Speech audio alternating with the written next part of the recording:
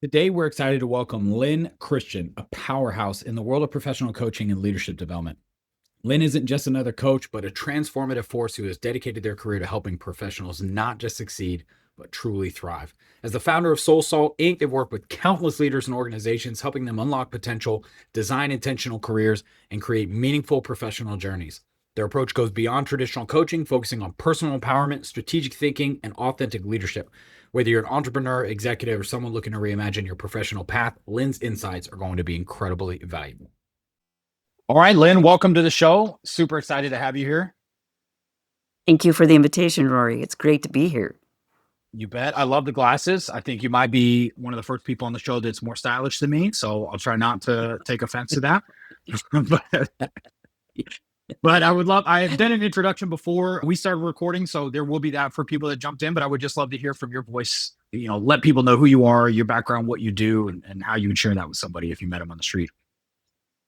Sure. So I'll make it relatively short. I started out as in academics as a teacher and recognized that we made more money if we were in consulting of some sort. So I was an educational consultant for a small amount of time, ran Okay. into a business coach at that time, loved what she was doing, loved her lifestyle, decided that even though I was headed to Franklin Covey, they hired me to be a writer and developer for curriculum because I had an instructional design background. What I really wanted to do was try my hand at coaching after watching how she coached me and seeing what freedom she had in her lifestyle. So Mm-hmm. while I was working at Franklin Covey, I was going to school in the evenings and early mornings, getting my coaching certification, ended up with a master certification with the International Coach Federation. There's somewhere between 1,600 and 2,000 of us in the world that have that level of credentials, and worked my way up in Franklin Covey to become their director of innovation for their coaching group. And then from there, I had been building SoulSalt in the background. And after a while, decided I just wanted to do that full time. So I've been doing that full time since 2004. And I started coaching in 1998. So I've been doing this a while. I've created coach training schools, coach training curriculum, and really have built my business at SoulSalt off of my one-to-one coaching. And currently we have a coach certification going on so that we have some other coaches in training that are working toward having their own practices. So that's a little bit of my story arc as a founder of a company. Very cool. Franklin Covey will always have a very special place in my heart. So 7 Habits of Highly Effective People was a pivotal book for me when I read that almost, I guess, 2 decades ago now. And then they also had some tools online. I don't remember exactly what it was, but it's around like developing your mission statement and your personal vision and things like that. And I used some of those tools years and years and years ago, but man, they were so good at helping me clarify, kind of where I was headed. So that's really cool. And I wanted to ask you, so SoulSalt, so help me understand the name. How did you end up there? Well, this is a founder's tale for sure. I recognize I wasn't a brand expert, and I wanted the company to have a name that reflected what I did. So Mhm. I chose not to name the company very quickly. I worked under doing business as for a while and as Coach Lyn. And after I'd acquired enough experience and enough data from my clients, I turned them over to a marketer. And the consistent information was what we do in sessions in my practice is one part soulful and one part very practical, pragmatic, logical, logistical, tactical. And so they said, well, you live in Salt Lake. Why don't we call it Salt of the Soul? That didn't roll off my tongue. So I just Mhm. transposed it. Well, let's just make it soul salt. And when people come in, they do feel like there's this esoteric piece of who they are that we get to. And then there's this Mhm. very practical, like you were saying, the mission, purpose, values. How do you focus? Where do you focus? How do you measure success? Put that all in a book that I published in 2023 because that had been the basis of my work since 2000, well, since 1998. So I feel like, if you can find your truth, that inner part of you that is the salt of your soul and live by it, you have great amounts of integrity and satisfaction and confidence and fulfillment. And that's the brand. That's how it got branded out. Other people named my company. I love that. That's great. And I noticed that on the website, one of the taglines was "We're in the courage business." I would love to hear how you landed there. Like, why is that your attitude about, because you do coaching, right? If I were to look from the outside, I don't know that that's a link that people would immediately make. I resonate with it, but I would love to hear how you landed there as a business owner. Gosh, Rory, I'm really excited because you're landing on some of the key points of what I do. So again, I'm constantly listening to what the market is telling me because 1/3 of my clients come in for career recalibration or reinvention. And as I did the research, I realized that sometimes we don't know who we are until what we do with people gets mirrored back to us.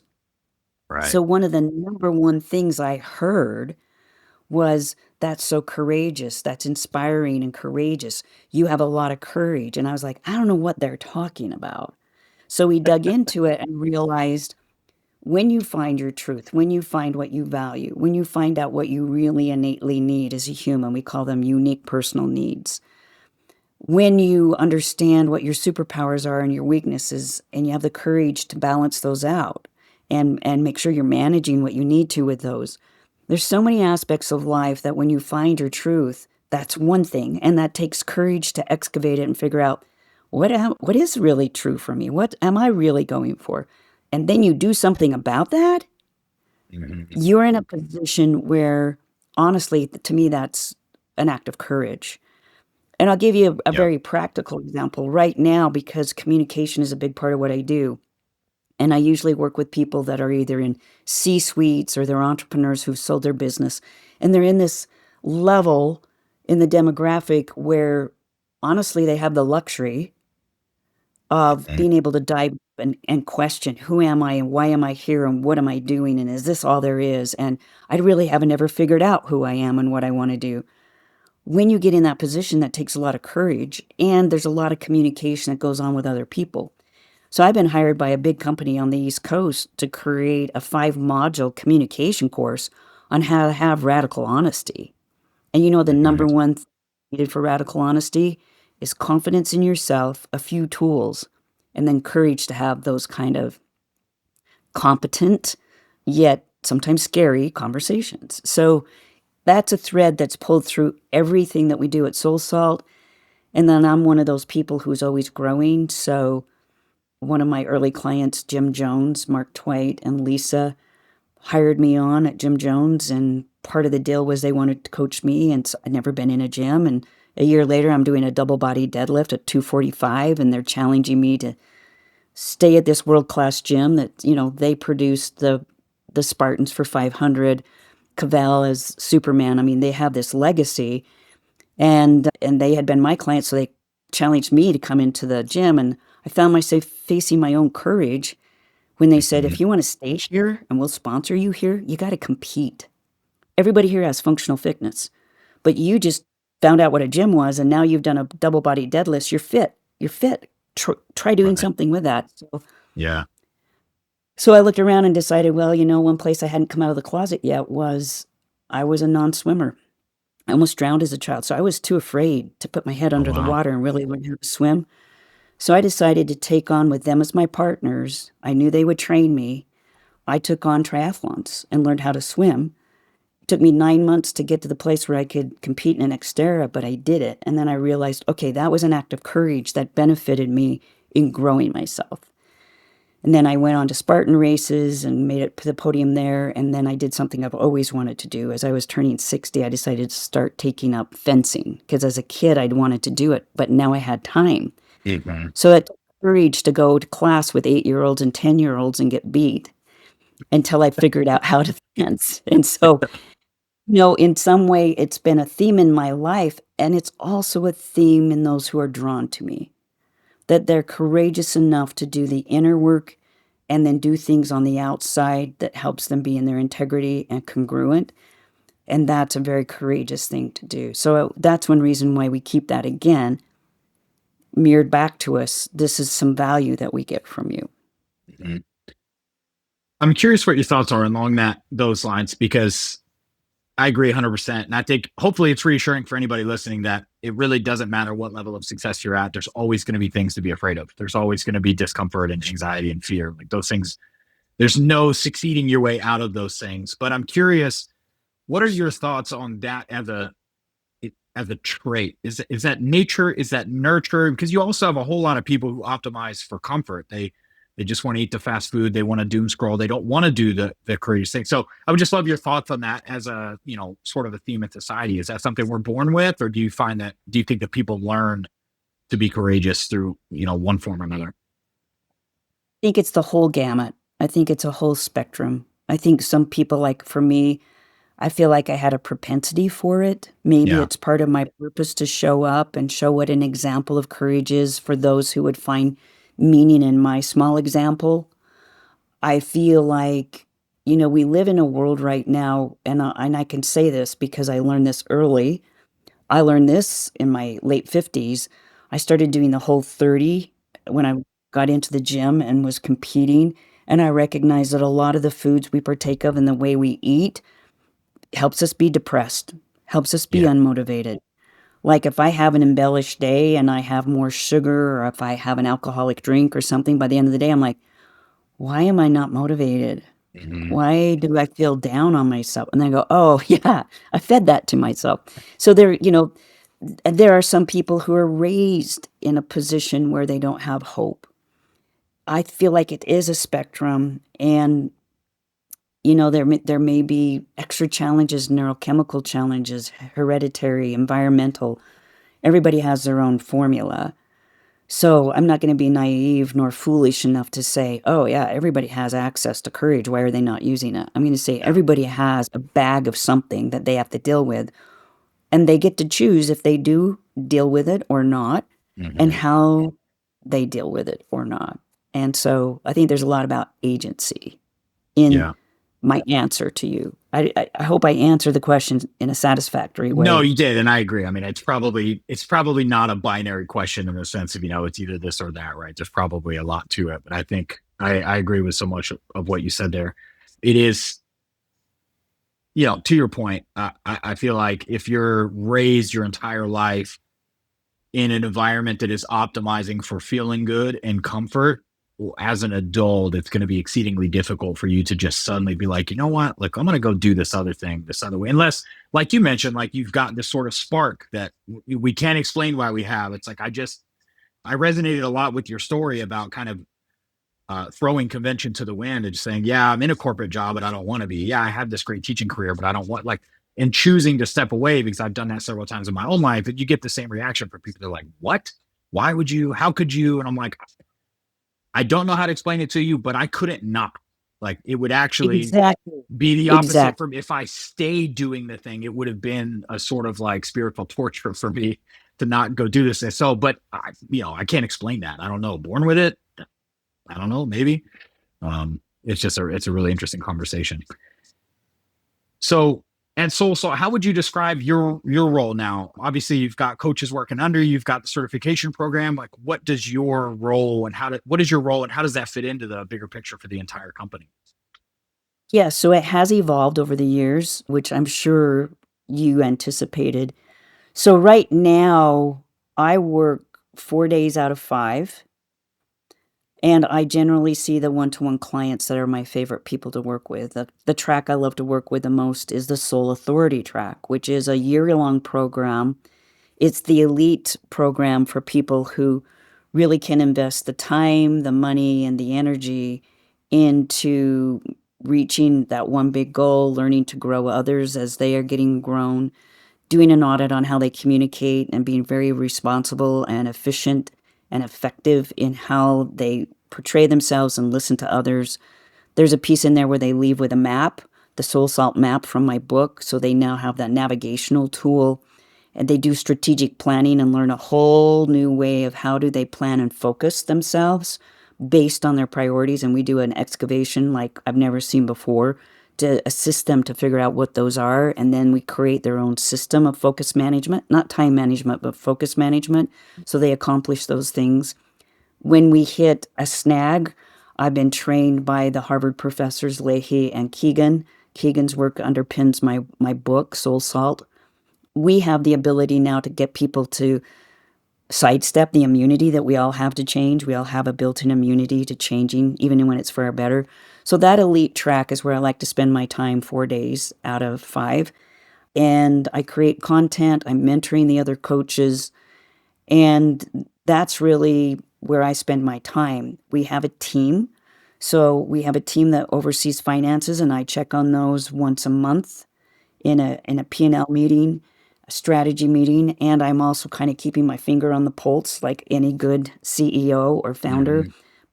I don't monitor spending and intake. I just keep a high level and watch the touch points, the key pieces.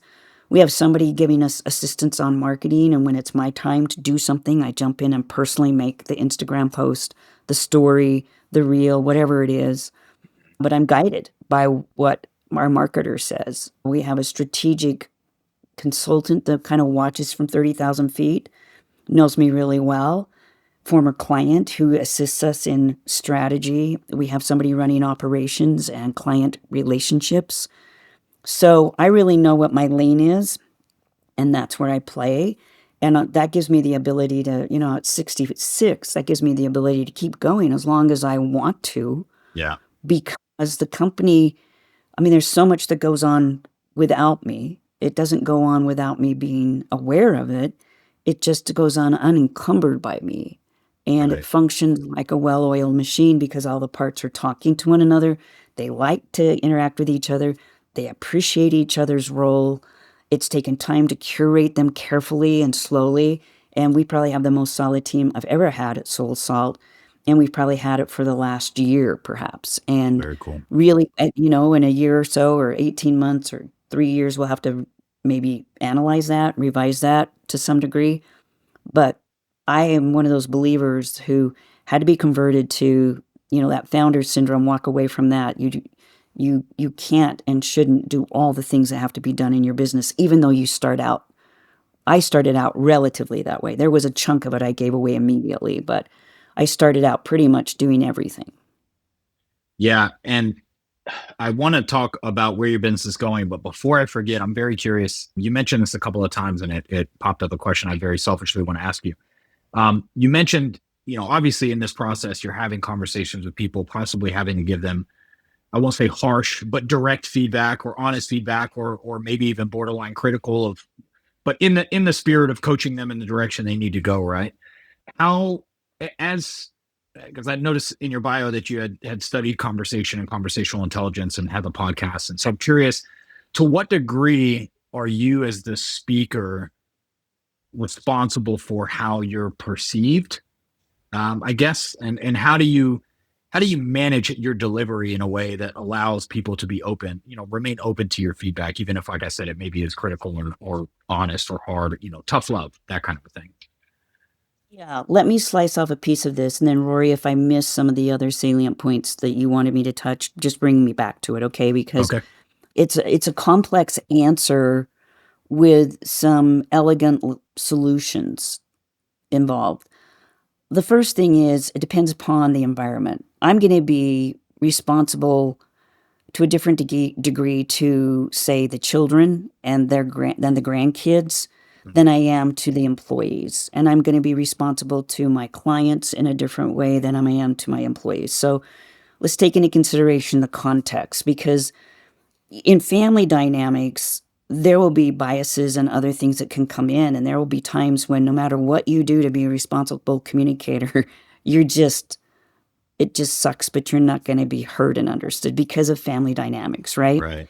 So with that aside, I think there are times inside of a business where this is me personally, and a lot of times the executives and the entrepreneurs and the philanthropic individuals that I work with, I would say 80 to 100% responsibility for how we're perceived when we're speaking.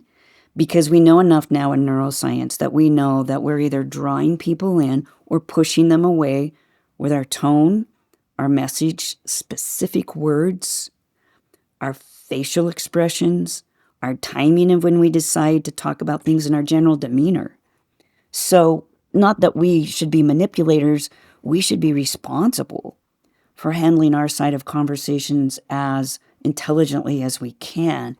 And when we do that, we build trust.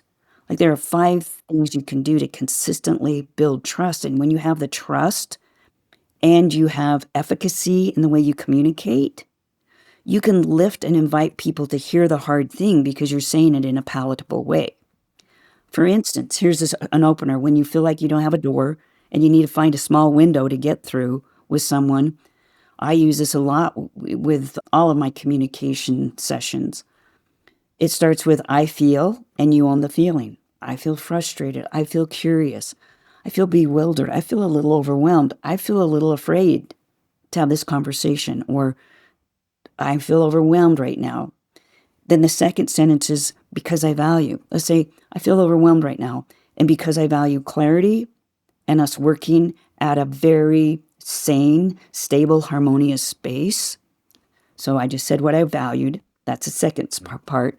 Third step is, can we talk about our differences in perception of where the performance on your performance review is and where I feel like I want us to be when we have those kind of discussions? Can we talk about that? So that opens a window. And you can see I tried to avoid you and pointed language. And yet I was able to say, because I owned my feelings at the beginning, that takes it one step away from the other person.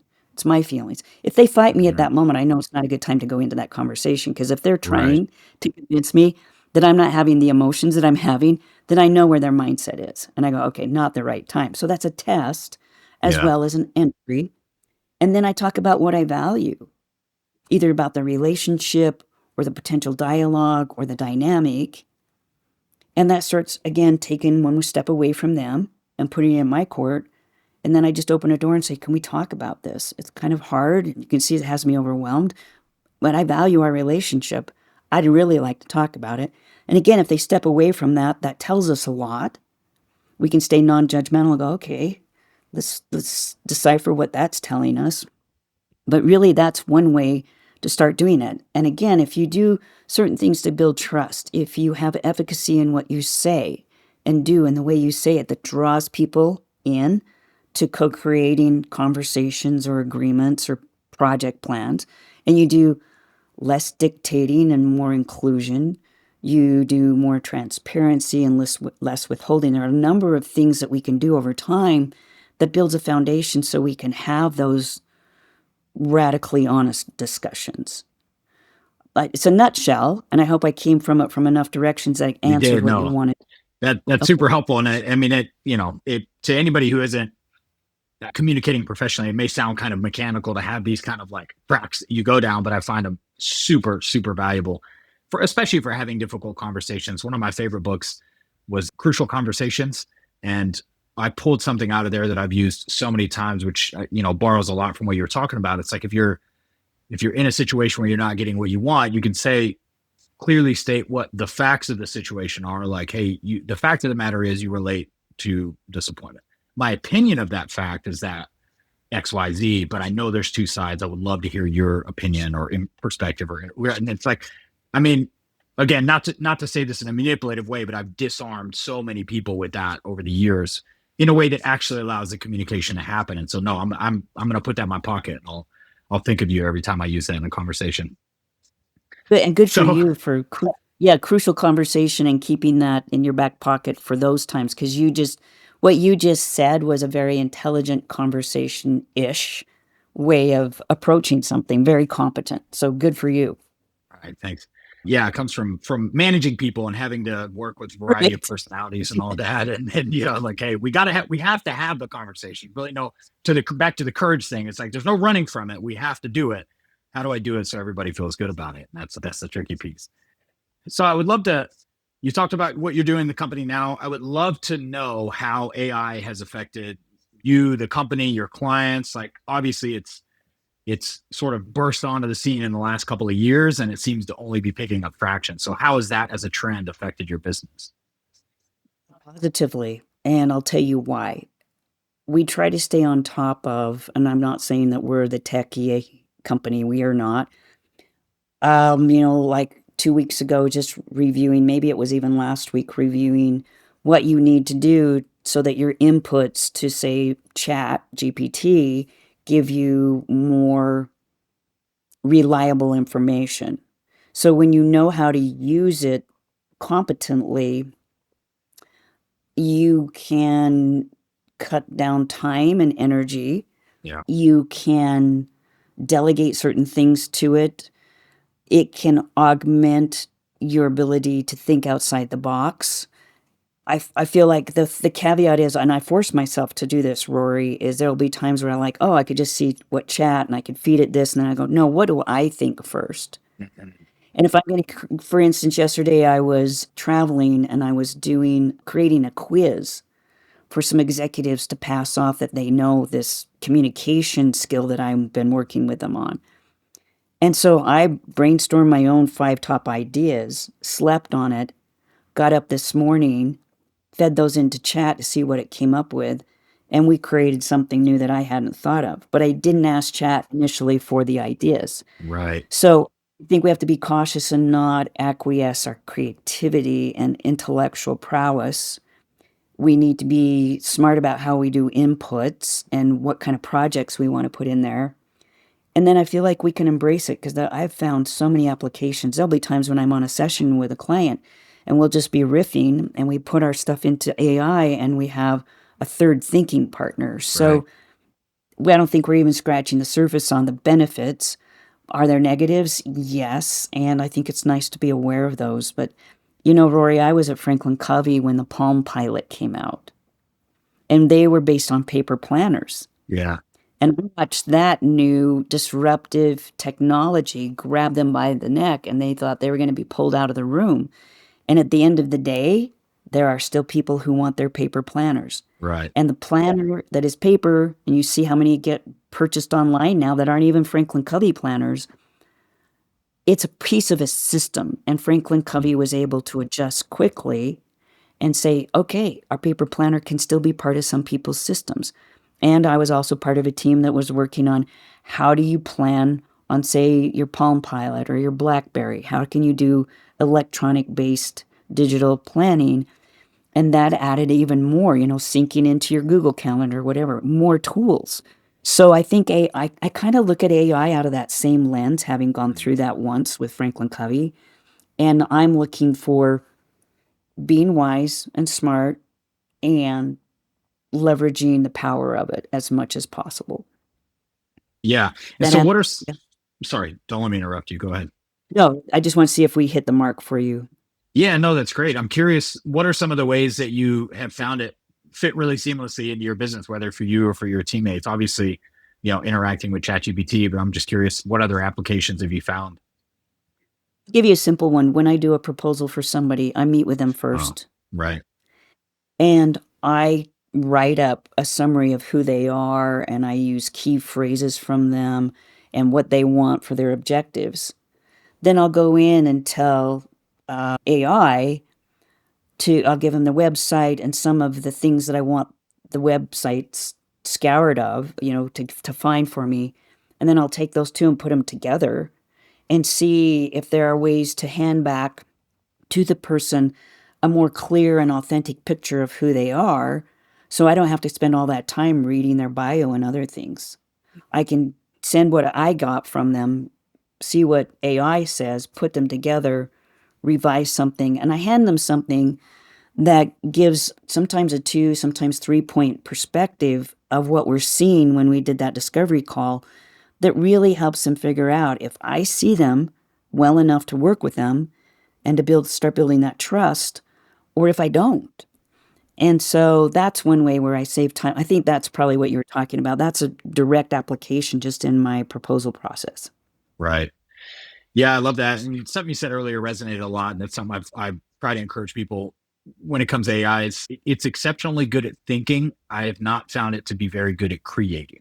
So if you, to your point, you have an idea, you kind of know the direction you want to go, or you have some inputs you can give it, and you just need to intellectually process faster, great for that. It's going to help you move through that. But if you go to it and you're like, hey, I need a blog on X, or I need a book on this, you're just not, it's not going to give you very good output. It's going to give you very generic, Right.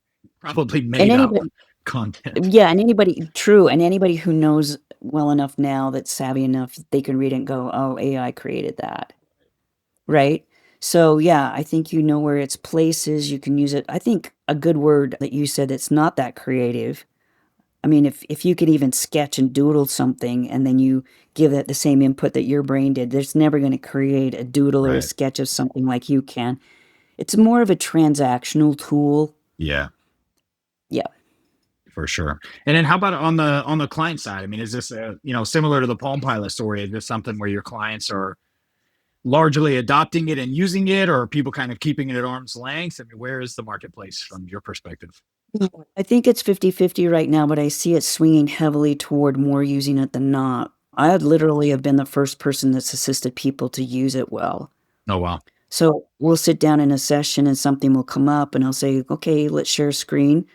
Let's do these kind of inputs. Do you feel good about this? Let's see what we get. We'll see it. And then how would you tweak that? And I'll start to show them some ways where they can cut down on some of their work, or other ways where they can see a piece of themselves like they've never seen before. So I use it as a tool. I don't even know if I have a word for it yet, Rory, as another assistant, like an Mhm. executive assistant to come into the session and support us in a way where there's a third perspective, and sometimes do the busy work while we're in session. Let AI figure something out, come back, and we can look at it and go, does it make sense or not? Right. Oh, because I'll tell you, 9 times out of 10, it comes up with an idea that we riff off of. Right. It's very rare that we would take that idea and run with that. Yeah. Yeah, absolutely. Yeah. That's again, yeah, really good at brainstorming. And I've used it. I've even gone to it before as kind of, I mean, you can insert a word here, but I'll add therapist to it. I'll be like brand therapist, my marketing therapist. And that's when I go to it. I'm like, I have a 3 out of 10 idea of where I'm headed with this. I need to flesh out the rest. I don't even know what questions to ask. And it's like, and then you go in it, man, it is really good at that kind of stuff where you can just sort of take it down a rabbit hole. And yeah, I find Yeah. that aspect of it really exciting. Yeah, I do too. Like, you could feed it, okay. I'm like, I have my favorite social scientists. I have my favorite psychologists. I have my favorite leadership executives, my favorite executive coaching mentors that have mentored me. I can feed it tidbits of information like that, and it comes back and helps me see things I would miss. So I Mhm. agree with you 100% on that one. Yeah, it's a lot of fun.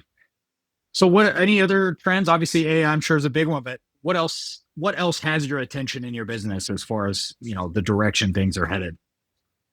Well, it's actually good for our business. I see so many people hungry for courage and honesty, transparency, just taking the masks off and being themselves. Yeah.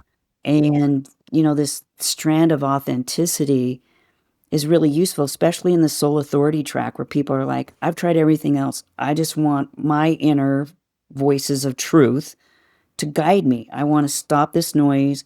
I want to stop the clutter. And I just want to authentically find out what's my brand and style of leadership, life leadership. And then that's how I will self author. Doesn't mean that I won't take input from outside sources, but I'll know how to accrue that, how to curate it, and then how to make my own decisions. To me, that's a trend that's so exciting because I think there are a lot of people waking up. I just heard about one this morning in a coffee meeting who is finally waking up to the fact that they felt like they've been duped by a lot of people around them. And that's because they weren't thinking on their own. They didn't even know some basics in civics and philosophy to be able to form an opinion that could be based in reality. And I see more people waking up and going, yeah, the way we've been functioning is not the way we need to. And so things have gotten kind of ugly, and people are probably valuing truth and honor and integrity more than they ever have. So that's I a trend I'm agree. having.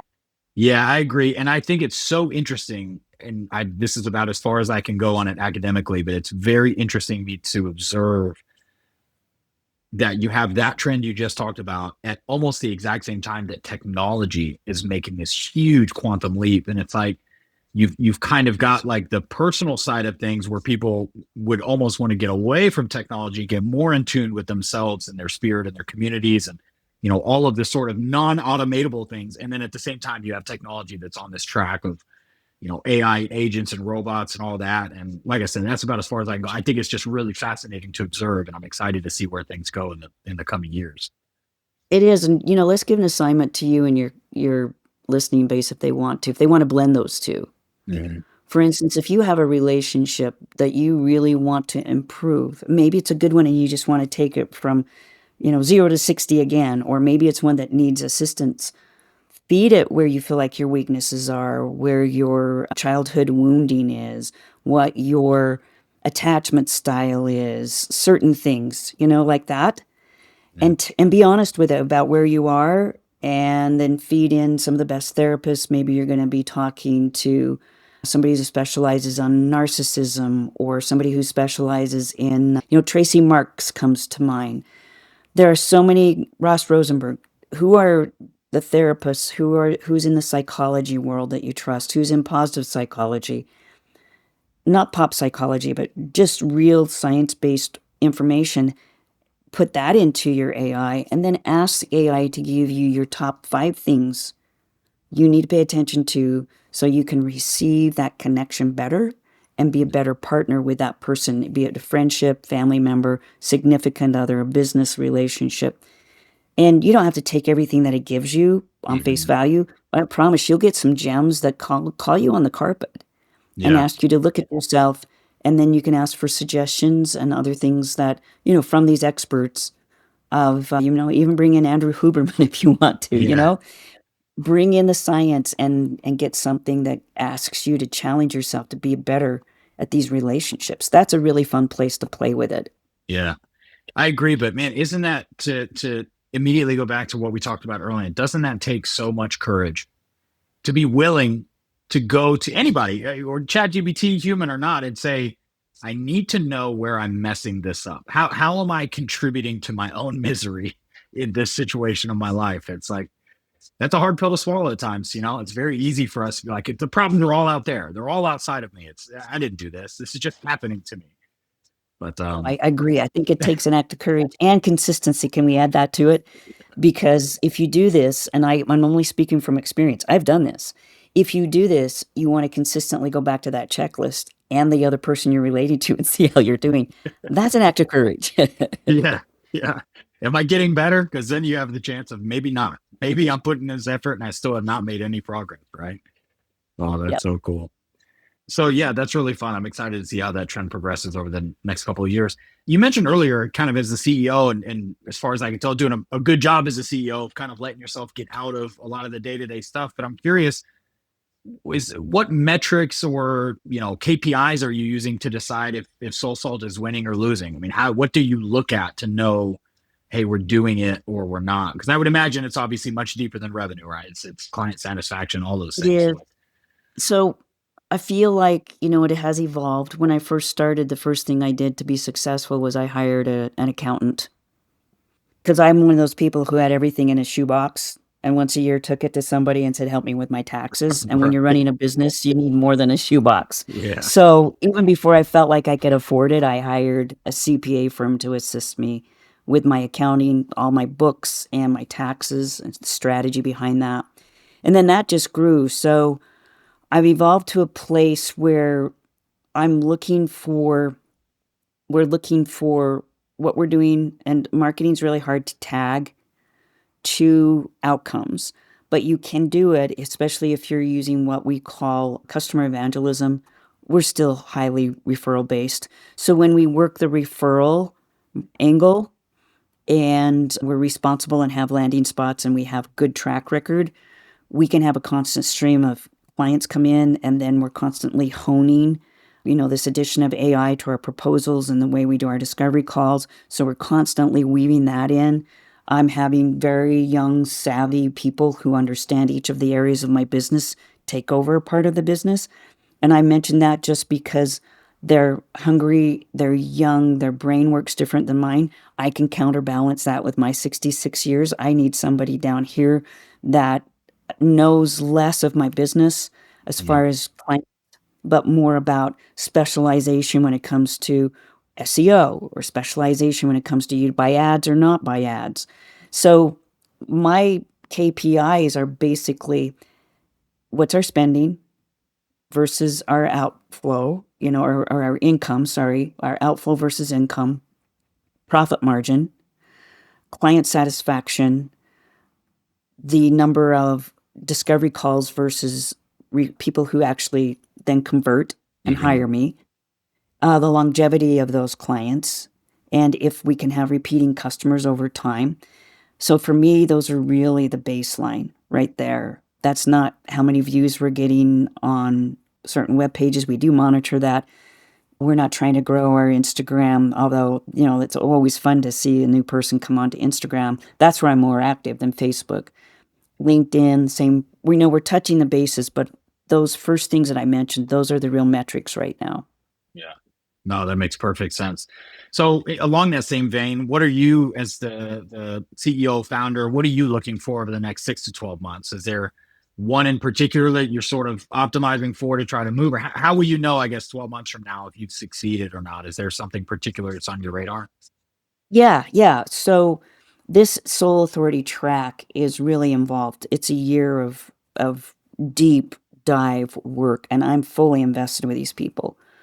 So up to this point, the first of this year, it was in beta form. It's something that I've done consistently throughout the years, but decided, why don't I formalize this? The people that have gone through this track have some of the biggest, best stories that excite me about how they changed their life. And then that trickled down to thousands and hundreds of people. To me, that was super exciting. So we discovered that we thought we had space for like 9 of those clients a year. By the end of the year, we'll probably have space for 18 at a time. Oh, wow. Cool. So that's something we're working on, because those people are pretty specialized. I mean, they have to be able to look at their life and go, on paper, I look great, but inside I know I'm not so great. And they have that courage to do something. And I'm right by their side, holding their hands. I mean, we have best-selling authors. We have world-class scientists. We have COOs and digital directors in this. We have a CFO in this program. We have a couple of entrepreneurs. I mean, it's a variety of humans, but they're all in a place where the price tag doesn't bother them at all. I mean, it's a chunk of change, but it's not. I mean, it's $36K a year, and that's what executive coaching goes for a year if you're really getting into a serious track. So we're priced with the market. It's just what we ask of them and what they ask of themselves, and because that's been so inspiring to watch. The fact that by the end of the year, maybe we could double the people that get to experience that track, and then their results that trickle out. To me, that's exciting. So that's one of our focus points. I'm also just really excited about some of our coaches coming through certification, that they will get certified. And I'm not responsible for all of their clients that they acquire, but I'd like to also say by the end of the year, we're handing them more consistent clients. So those are a couple of just very raw, transparent, aspirational kinds of things we have on our docket. Yeah, very cool. I love that. And especially the trickle down benefits, like you said, that's an interesting, I hadn't thought about that as much on the coaching side, but that makes a lot of sense. So like for every leader that you serve, they're going on to possibly function in an organization that has hundreds or thousands of people that they go on to benefit. And so that's really cool. I love that. Conversely, if you had a magic wand and you could just remove one barrier or roadblock or hurdle that you're facing in the business right now, is there anything particular that comes to mind? It's a really good question, because we really don't have something that feels like it's a hurdle. We just know what we need to do. We've been at this long enough that it's just execution. I feel like, well, I'll tell you one thing. This is the challenge, and this is a challenge of the founder. There's only one me to do certain things still, even though I've delegated stuff out. That when a big company comes in and says, Lyn, create this 5-module executive suite so that we can improve our communication and have that radical honesty. Right. Honestly, because I have a full practice, I'm taking time in the morning, lunch breaks. I do have writing in my week, so I'm taking all my writing time. So my book goes on the side burner that I'm working on. That's you could call that a hurdle. It's also probably an opportunity, right? Right. Yeah. Well, to be honest and transparent, courageous, and answer your question in a forthright manner, that's the closest thing I have to a hurdle right now. And I'm grateful for that. Right. Yeah. Good problem to have, but a problem nonetheless. Right. Yeah, honestly. Yeah. That's excellent. Well, hey, we're coming pretty close to the time that we had allotted for this, and I want to be respectful of your schedule and make sure that you're out of Thank here you. on time. But would love to just give you an opportunity to let people know where to find you or how to connect if that's something they want to do. And I'll post Yeah. whatever links you have in the notes for the show for sure. Yeah, so I'm more, like I mentioned, more active on Instagram. I don't know, maybe it's because I'm a visual learner. That platform speaks to me. So you can go to SoulSalt Inc. and find me and DM me if you're interested in something, or look at our website, soulsalt.com, SOULSALT.com. You can buy my book, Soul Salt Personal Field Guide. It's a year's worth of life coaching in between those covers. So don't think it's just going to be a quick read. It's actual coaching in a book. And Very cool. so chapter 3 is going to ask you to dig deep. And when you come out of that, you're going to see some parts of you that you knew were there, but you never really verbalized like you have. So that's a great way to interact. Anybody can email us at info@SoulSalt, tell us that they talked to you, they listened to you, Rory, and they wanted to have a dialogue. You can find my intake form. I do free 30-minute, 20-minute sessions just as a discovery. And I'll talk to anybody on those discovery calls basically right now. I think those are the fastest way. You can find me on LinkedIn either as Lyn Christian or as SoulSalt. But I would say those are the best ways to get in touch. Great. That's wonderful. Well, this has been so great having you on, Lyn. I really, really appreciate your time, and I'm super grateful we got to do this. Thank you. Thanks for your interest, and thanks for what you're doing with the community. I think you ask extremely relevant questions right now, and I hope you keep going, because I think there are a lot of people that need to listen to your visits with other people. I appreciate that. Thank you so much. Thanks, Rory.